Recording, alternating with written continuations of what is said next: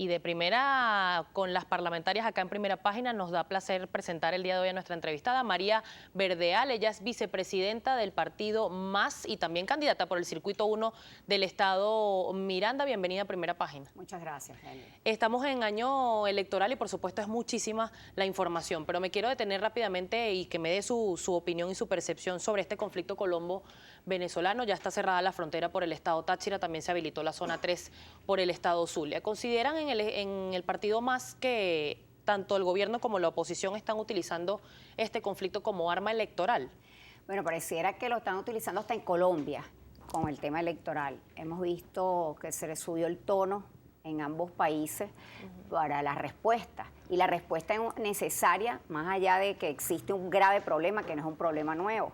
Veíamos al presidente Maduro en cadena nacional donde decía que las misiones estaban presentes en ese sector de la invasión que demolieron y todo lo que sucedió ahí.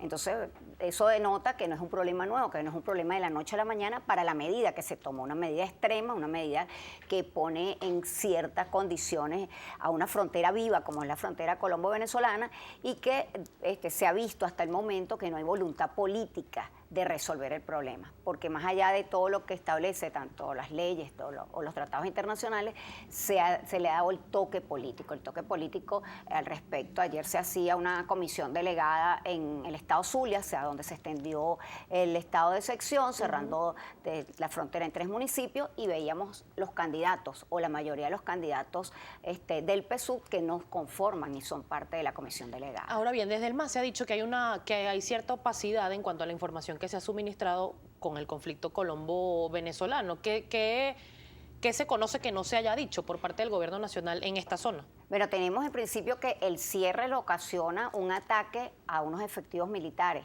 que por cierto la investigación quedó entre comillas, en el limbo. No se dio mucho detalle. No se dio mucho detalle y había muchos rumores al respecto de por qué se ocasiona este ataque a los militares. ¿Qué sucede? Que no vemos, desde el MAS creemos que fue una medida extrema, que Maduro dice que la frontera tiene una situación, que tenía una situación, que hay que renovar la frontera, una nueva frontera, pero esto tiene que ver con un acuerdo bilateral, no es la frontera solamente venezolana, también tiene que ver con la frontera colombiana, el tema del contrabando de extracción, el tema del desabastecimiento, nada de eso se ha resuelto, ni siquiera en los estados fronterizos.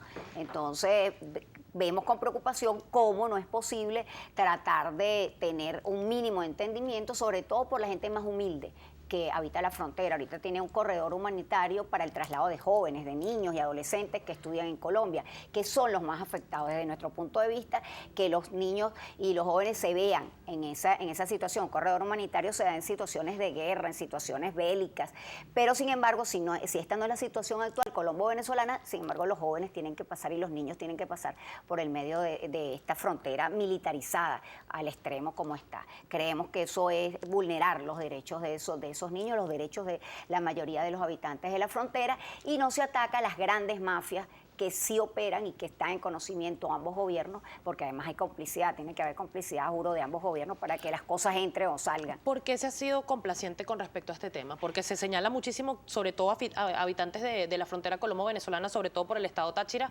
que hay supuesta complicidad por parte de la Fuerza Armada Nacional Bolivariana. Mucha gente dice, incluso el gobernador Bielo Amor aseguraba que el contrabando no es culpa de Venezuela, sino del país receptor. ¿Y cómo pasa entonces con la droga, que nosotros somos los que los recibimos de Colombia? Pero es que ahora se hacen acusaciones mutuas. Venezuela dice que Colombia es el primer productor de cocaína y Colombia acusa que Venezuela es el primer país exportador. O sea, el tema tiene que ponerle seriedad al asunto a ambos gobiernos, porque si bien es cierto, hay problemas que se originan o que se generan en un estado, o sea, en un estado, una nación, también el otro estado tiene responsabilidad. Aquí tiene que haber complicidad de autoridades, sabemos quiénes resguardan la frontera venezolana, no podemos decir que todos los funcionarios de la Guardia Nacional son corruptos, que todos los funcionarios de la Guardia Nacional están involucrados, pero sí sabemos que tienen que tener la participación activa para el traslado, el paso de contrabando. No son precisamente los pimpineros, los llamados pimpineros que llevan la gasolina a Colombia, los que afectan, aún afectando, y la distorsión, por supuesto, de lo que cuesta el combustible aquí, lo que cuesta en Colombia, pero sí se conoce de grandes gandolas de combustible que no pasan precisamente por las trochas que se destruyeron hace pocos momentos. Entonces, el no ponerle el cascabel al gato, el no determinar la responsabilidad de las mafias que operan, bueno, pareciera que es porque toca grandes intereses. ¿De quién? Bueno, debe ser de altos funcionarios del Estado. Señora Bernal, yo me voy a permitir pedirle a mi equipo que me ayude con el diario El Nacional, que es titular el día de hoy en materia electoral, pero también lo que tiene que ver con el estado de excepción. Precisamente ayer hubo pronunciamiento del rector del Consejo Nacional Electoral, Luis Emilio Rondón, y él asegura y titula el día de hoy en color negro el diario El Nacional que Luis Emilio Rondón expresa que estados de excepción no perturbarán las elecciones. Desde el partido MAS, ¿cómo se están preparando para estos comicios? ¿Ustedes consideran que puede estar en riesgo por esta situación que no se den las elecciones? Bueno, los tratados internacionales y la misma ley de estado de excepción establece que no se van a ver afectados ni la participación política ni el sufragio.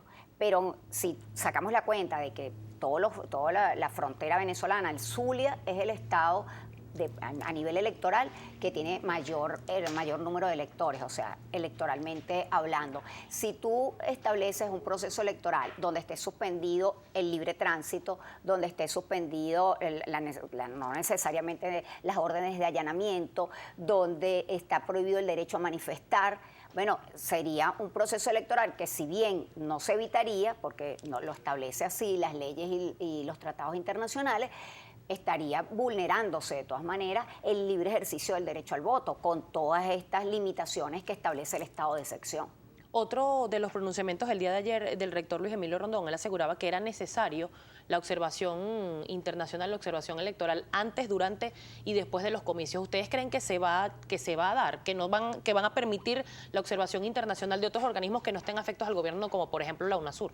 Bueno, el gobierno solamente admite, tanto en cuanto a los entes internacionales, solo aquellos que, entre comillas, pueden serle afectos. Es lamentable que la posición del CNE, saludamos la posición del rector Luis Emilio Rondón, donde exige o trata de poner en primer plano el tema de no el acompañamiento, la observación internacional, que es totalmente diferente.